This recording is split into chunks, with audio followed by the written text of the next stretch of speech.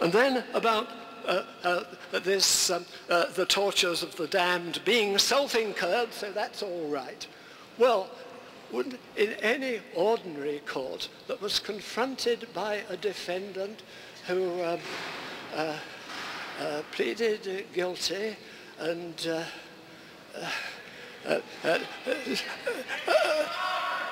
who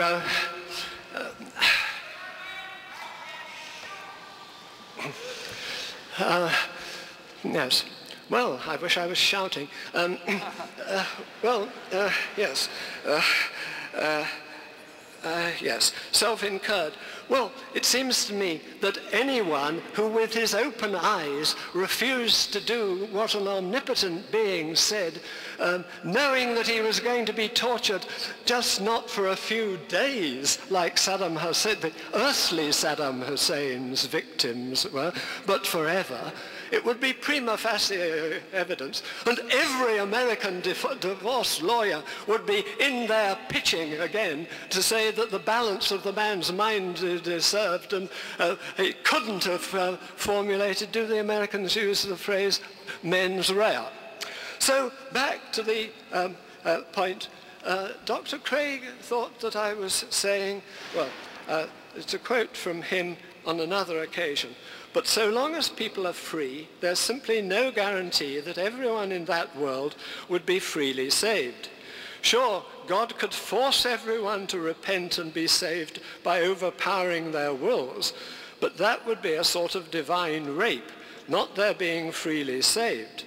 It is logically impossible to make someone do something freely. Yes, of course there is, but I didn't say that God should coerce people, force them to do it. I said that God, the omnipotent God, could be able to make people such that they would freely choose. Now, you may say, this is the doctrine of predestination. And of course, only Calvinists believe that. Not true. This view that it made perfectly good sense to say, and indeed it was the truth to say, that God guided the wills both of the saved and the damned is found in, for instance, Aquinas. I quote, I've got a lot of quotations here, but still we'll stick with one. God alone can move the will as an agent without doing violence to it. Some people, not understanding how God can cause a movement of our will in us without prejudicing the freedom of the will, have tried to explain authoritative texts wrongly. That is, they would say that God works in us, and to wish and to accomplish means that he causes in us the power of willing, but not in such a way that he makes us will this or that. These people are, of course, look you, opposed quite plainly by authoritative texts of Holy Writ. For it says in Isaiah, quote, Lord, you have worked all our work in us. Hence we received from God not only the power of willing, but its employment also. Calvin, of course, and Luther too, maintain substantially the same position. But to his great credit, we need to take special note of Luther's insistence that this total divine control abolishes none of the familiar, humanly crucial differences. Thus, in his De Servo Arbitrio concerning the enslaved will, he wrote, quote, I did not say of compulsion, a man without the Spirit of God does not do evil against his will under pressure, as though he were taken by the scruff of his neck and dragged into it, like a thief or a footpad being dragged off against his will to punishment. But he does it spontaneously and voluntarily. Right? But again, to his credit, and unlike Aquinas, the reformer was appalled by the so pellucidly perceived implications. And his response was, the highest degree of faith is to believe he is just, though his own will makes us proper subjects for damnation.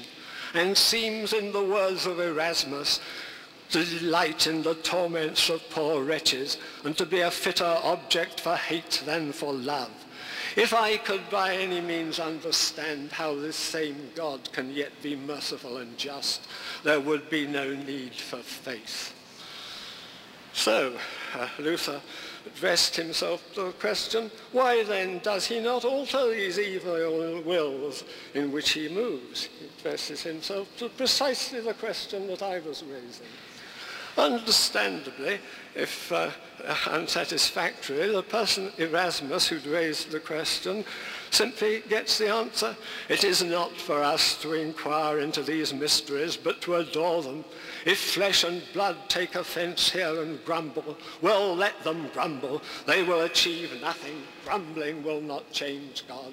And however many of the ungodly stumble and depart, the elect will remain. Had we pressed Luther further, he would undoubtedly have referred to a key passage from his favorite epistle, the Epistle to the Romans. Therefore hath he mercy upon whom he will have mercy, and whom he will he hardeneth. Thou wilt say unto me, why doth he yet find fault? For who hath resisted his will?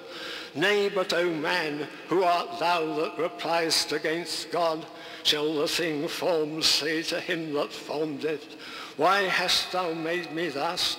What if God, willing to show his wrath and to make his power known, endured with much long suffering the vessels of wrath fitted to destruction, and that he might make known the riches of his glory on the vessels of glory which he had before prevented?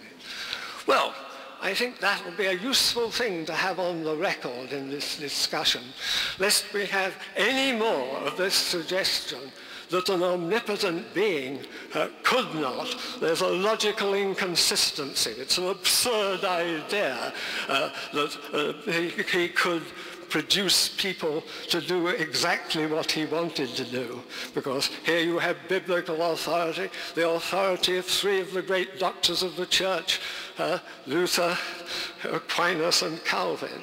Well, that's good enough to be going on with, I think. Yes. I think that's enough for one. Let me be a little brief for a change in one of these things. I think that's something to think about.